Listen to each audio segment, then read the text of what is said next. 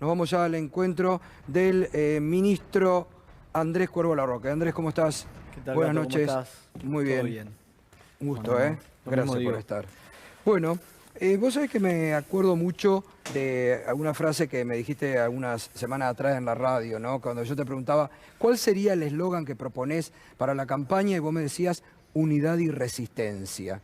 Y me parece que frente a lo que se está viendo de la derecha, que está muy desatada nuevamente, me parece que es un eslogan que hay que poner en marcha. Sigue vigente, digamos. Sigue sí, vigente, ¿no? Totalmente.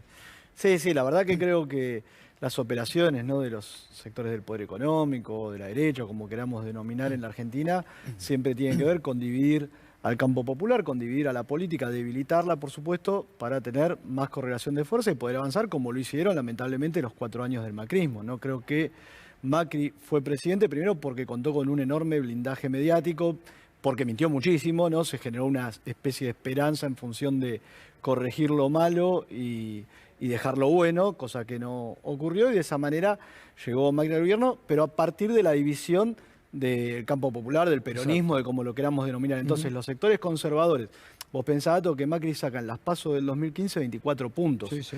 Va a 31 sumando a Carrió y a Sanz, y después llega a 34 en las generales. Ganó por un punto y gobernó como si hubiera ganado por 30, ¿no? O sea, saqueó la Argentina y hizo el desastre que todos conocimos. Entonces, me parece que es clave consolidar la unidad y estar preparado para resistir los embates de una derecha y de una oposición que no escatima y que no es la oposición política sola, ¿no? Porque yo siempre digo, ellos son oficialismo en términos fácticos, Claro. porque en términos mediáticos son oficialismo, en términos judiciales son oficialismo y circunstancialmente son oposición a nivel nacional. En el caso nuestro en la provincia de Buenos Aires, bueno, son oficialismo en la ciudad. Sí, no, eso es muy interesante lo que vos decís, porque el poder real de la Argentina está detrás de ellos, ¿no? Y busca, digamos, imponer o poner palos en la rueda en todo lo... Bueno, está ocurriendo con la justicia y con algunas decisiones que toma el gobierno, ¿no? Totalmente. Hay que preguntarse, ¿hubiera existido un gobierno de Macri sin Mañeto? O sin lo que uno dice Mañeto, ¿no? Pero para decir... El poder mediático. El poder mediático. Hubiera existido, digamos, hubiera llegado al gobierno, si hubiera mantenido, y así todo, en su primera elección es el primer gobierno que termina su mandato después de la reforma del 94 que no reelige, porque, bueno, quedó a la vista que por más maquillaje, blindaje y más, la gente no come vidrio. Y me parece que como oposición tienen las mismas artimañas. Mentir permanentemente, amplificar esas mentiras y, por supuesto, generarnos contradicciones a nosotros. Por eso yo siempre digo, no entremos en las psicopatías de Mañeto, que quiere poner al peronismo o las fuerzas, al Frente de Todo en este caso, siempre en tensión interna permanente. Bueno, pero hay muchos que caen en eso, ¿no? Hay muchos sectores internos, que digo yo, el fuego amigo, que parecen ceder frente al juego permanente de este poder real para dividir, ¿no? Es lo que están buscando y lo que han buscado, ¿no?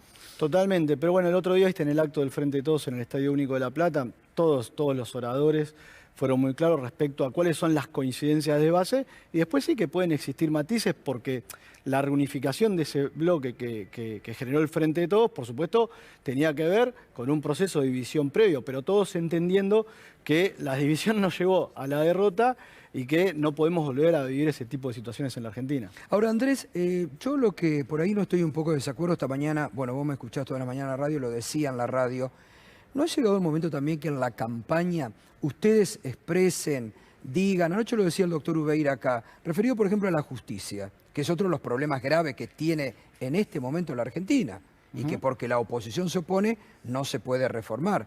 Pero digo, en esta campaña, ¿no sería bueno que ustedes tomen como caballito de batalla y le digan a la gente, mire, necesitamos poder político, entre otras cosas, más diputados, para cambiar esta justicia que no quiere cambiar nada?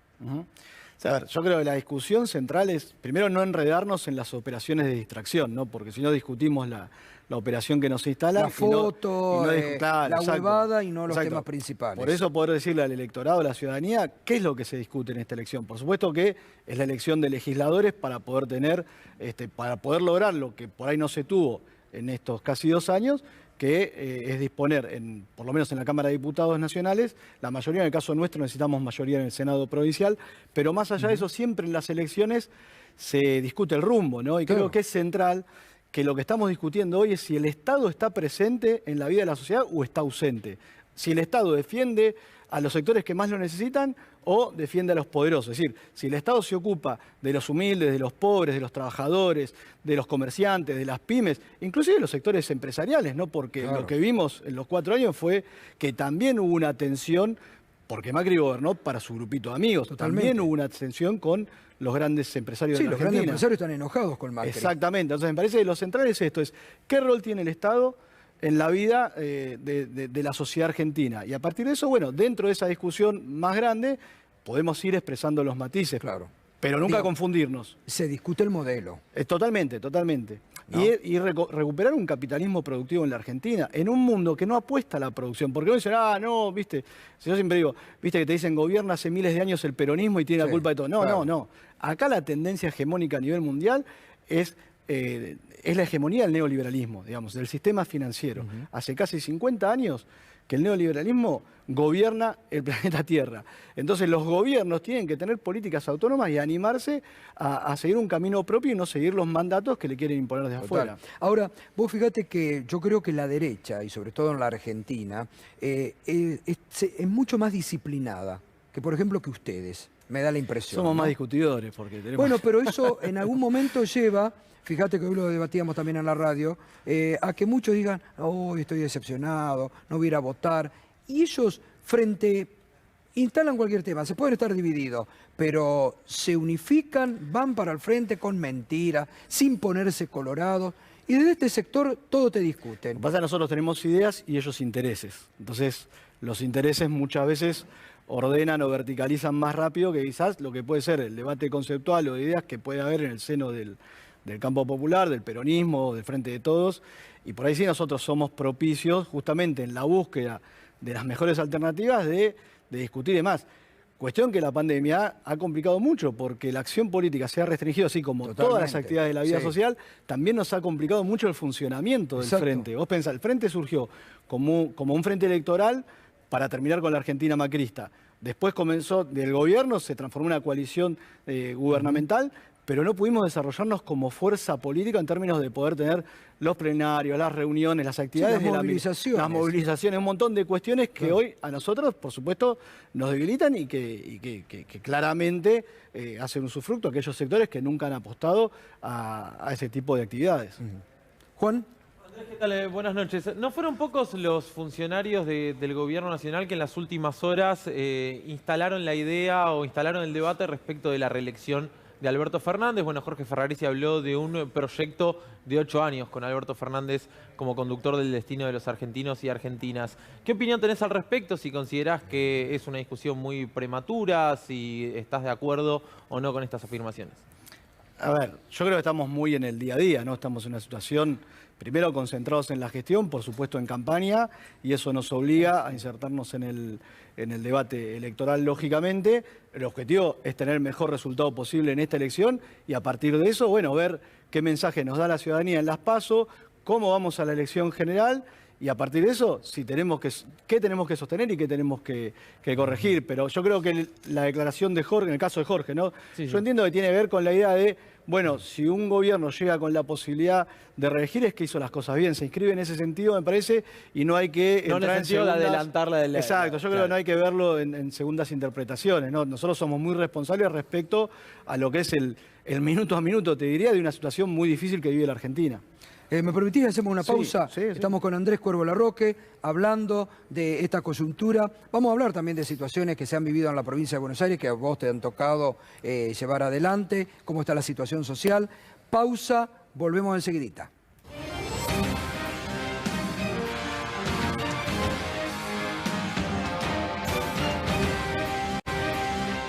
Seguimos esta noche en Minuto 1, marcando el punto de encuentro con la realidad. Estamos con Andrés El Cuervo Larroque.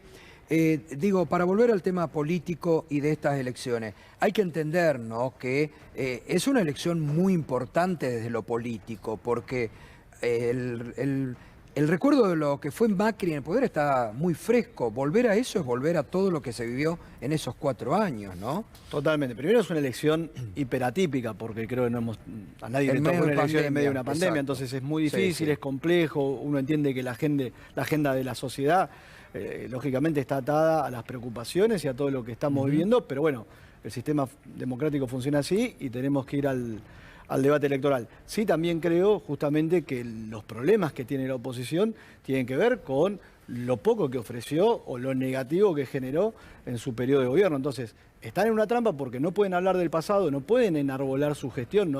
O sea, veamos las declaraciones no quieren de hablar. Los dirigentes opositores, no hablan de su gestión. Hablar. Entonces, también tampoco ofrecen futuro porque no te pueden prometer, no son la novedad de los globitos de la revolución de la alegría, y demás. Entonces, están en una situación complicada, bueno, como te decía antes, siempre ayudados por un sistema mediático que va disimulando, maquillando esas debilidades. Y con un elemento que tal vez no se ha vivido en la política argentina en los últimos años, que es el odio, ¿no? Porque ellos usan mucho el odio y la mentira a favor de ellos, ¿no? Totalmente, bueno, y con un sistema dividido o escalonado, ¿no? Los halcones, las palomas, bueno, como se quieran denominar. Pero después están todos juntos. Pero después están todos juntos finalmente y además esa línea coordinada con el dispositivo mediático, es decir, el sistema de boicot. Y la verdad, cuando la Argentina tenía una oportunidad irrepetible, ¿no? De poder generar marcos de unidad nacional que parecieron asomar al comienzo de la pandemia y que, bueno, fueron languideciendo hasta encontrarnos con escenas bochornosas, ¿no? Que lesionan directamente el funcionamiento de las instituciones democráticas. David. Ministro, buenas noches. ¿Imagina que las PASO van a ser muy distintas a las elecciones de noviembre? Digo, por el cierto desánimo o cierto desinterés que pareciera haber hoy. Gente que dice que va a votar en blanco, que no va a votar. Tal vez con el resultado de las PASO después cambia la situación hacia noviembre o es un escenario que no lo visualizan así. Es difícil saberlo, ¿viste? Es difícil tener termómetro en esta coyuntura porque es una campaña muy extraña, no podemos tener actos o los encuentros están muy acotados, entonces es difícil, más allá de lo que puedan traernos las encuestas, que también se equivocan, ¿no? Porque muchas veces hemos sido escenarios, o sea, en el 2019 tuvimos un resultado en las PASO que nos sorprendió, que esperábamos que iba a ser positivo, pero que superó lo que podía ser en las apuestas que teníamos entre los compañeros y las compañeras, las ganaban los más optimistas, ¿no? En general, los prudentes, y me cuento entre ellos, perdimos en aquel momento. Ahora es difícil saberlo. Sí, creemos, por supuesto, que va a haber un mensaje de la ciudadanía y nosotros tenemos que estar atentos a eso para, bueno, como te decía, para sostener lo que entendemos hizo bien y corregir aquello que sea necesario modificar. Ahora, vos sos uno de los que permanentemente estás en el territorio, siendo funcionario, siendo militante, pero siempre estás en el territorio. Hoy, ¿cómo se vive? ¿Cuál es la situación social que están percibiendo? ¿Tiende a mejorar? ¿Ves inquietud? ¿Ves desánimo? ¿Qué es lo que ves hoy? Sí, a ver, estructuralmente la situación de la provincia de Buenos Aires es muy compleja, sí, ¿no? Sobre todo en el conurbano, ¿no? Es una zona de nuestra geografía que ha multiplicado su población en los últimos 40, 50 años y que ha perdido recursos. Entonces hay problemas estructurales que resolver y claramente con una crisis económica como la que traíamos y con la pandemia encima es un combo complejo. Más allá de eso, uno que percibe, y cuál es el gran dato de esta etapa, que el Estado está presente, que el Estado está haciendo, tanto a nivel nacional, provincial, municipal, un esfuerzo muy grande en colaboración con las organizaciones de la comunidad, que son muchísimas, ¿no? Están las organizaciones sociales, las más grandes, las más conocidas, pero también hay organizaciones muy pequeñas o grupitos solidarios que son imprescindibles para lograr que esa acción del Estado llegue de la mejor manera. No hay un clima de algarabía, lógicamente, pero yo creo que hay una valoración del esfuerzo que se hace del Estado en un contexto emocional impredecible, porque no sabemos, seguramente van a pasar años para que sepamos o entendamos cómo golpeó emocionalmente la pandemia sobre nuestra sociedad. Sí, y esto, digamos, en todos los sectores sociales, ¿no? Sí, sí. ¿Qué opinás de toda esta discusión, debate que se ha dado entre las distintas organizaciones, movimientos sociales? Bueno, a vos te ha tocado también pedidos, reclamos, movilizaciones en la calle, denuncias de extorsión. ¿Cómo se vive todo eso? ¿Cómo se vuelve a reagrupar o cómo se transparenta esto que muchas veces está cuestionado, ¿no? En los movimientos sociales. A ver, no son una cosa uniforme, ¿no? Los movimientos sociales vos tenés... hay de todo. Hay sectores que están más cercanos a lo que podría ser el gobierno, por denominarlo de alguna manera, otros sectores son claramente opositores. Los que son opositores, y uno no niega la situación y el contexto social que vivimos, pero en un año electoral, por supuesto que pasaron a tener una actividad más nutrida y más visible. Hacen campaña en la calle. De alguna manera sí, claramente.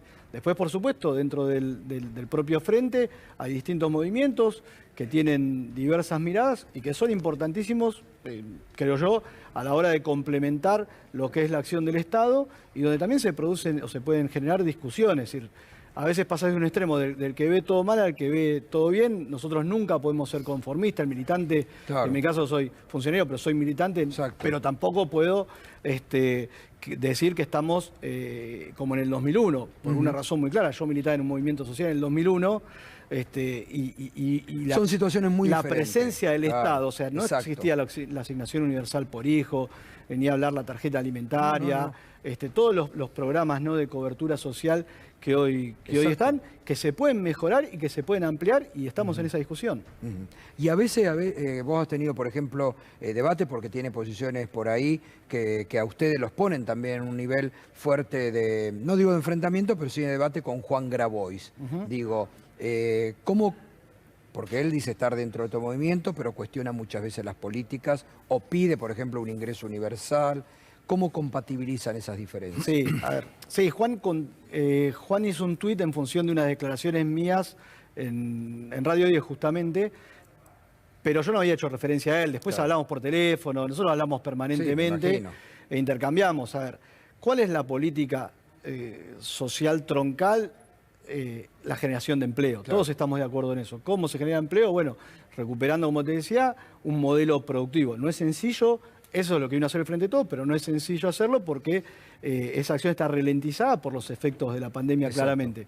Lo que estamos discutiendo es cómo abordamos esta transición, donde hay que contener a sectores sociales que venían golpeados previo al 19 y que, por supuesto, con el contexto que estamos viviendo, siguen estando en una situación de vulnerabilidad, de exclusión, todo lo que ya sabemos. Bueno, esa es la discusión, cómo mejoramos los instrumentos que tiene el Estado para atravesar esa transición, con un esfuerzo inmenso. Yo te digo en la provincia de Buenos Aires, donde estamos nosotros.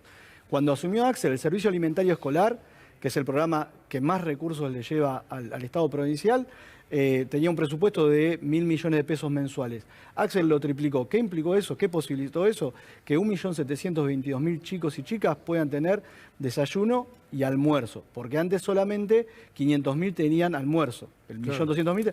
Eso hoy lo llevamos a 2.022.000 chicos y chicas que se suman a los casi 2 millones de AUH que tenemos en la provincia, al millón de beneficiarios de la tarjeta alimentaria, es decir, a los 500.000 potenciar trabajo también que hay en la provincia. Es decir, después podemos discutir qué política es mejor, cuál la podemos extender en el mediano o largo plazo, pero que el Estado está presente, no hay duda. No, sin lugar a duda. Y el tema de tierras es un tema que en su momento ocupó mucho, que han encontrado una solución, pero que está en vías también de solucionarse, ¿no? Bueno, dos cuestiones ahí. Lo de Guernica, pues el caso más paradigmático fue Guernica. Tapas. Hace 2 semanas con Axel, con el ministro Catopodis, con Juanchi Zabaleta, que recién había asumido, con Malena Galmarini, con Teresa García, que es la ministra de Gobierno y está a cargo un poco de la política de tierra en la provincia de Buenos Aires, a partir de la creación de la unidad de tierra y vivienda por parte de Axel el 29 de septiembre del año pasado, por todo este conflicto. Nosotros lanzamos la urbanización del barrio de Guernica a partir de la cesión de 60 hectáreas por parte del barrio privado del Bellaco, que se ajustó a la ley. O sea, lo que nosotros Porque descubrimos... es una ley que está en la provincia de Buenos Aires. La 14449, que es de acceso justo al hábitat. Nosotros, ¿qué descubrimos en el medio del conflicto? Que la informalidad en materia habitacional no solo es de los sectores humildes, sino que muchos sectores pudientes también están en una situación de irregularidad. Entonces, a partir de la acción del Estado, empezamos a lograr la cesión, digamos. Esto no es que es una dádiva, se ajustan a la ley. Y después de todo lo que ocurre en Guernica, hoy tenemos 60 hectáreas y ya estamos urbanizándose, abriendo las calles, con toda la infraestructura social que eso requiere. Ahí va a haber sala de salud, escuela, jardín, espacios deportivos, además de lo que van a ser los 850 lotes para las personas que en su momento, estuvieron... Bueno, se le ha dado un espacio de dignidad en función de la ley y de lo que se puede hacer Exacto. con la Que presencia del tarda, Estado. que cuesta, que Sí, no es claro. fácil, que el Estado está atrofiado, tenemos capas, tenemos situaciones Geológicas. que hay que resolver, pero bueno, con decisión Bien. política se puede avanzar. Bien. Andrés, muchas gracias, como Bueno, siempre. gracias Un a vos, gustazo, Gato. Gracias. Que siga muy bien, ¿eh? Gracias, hasta pronto. Muy bien.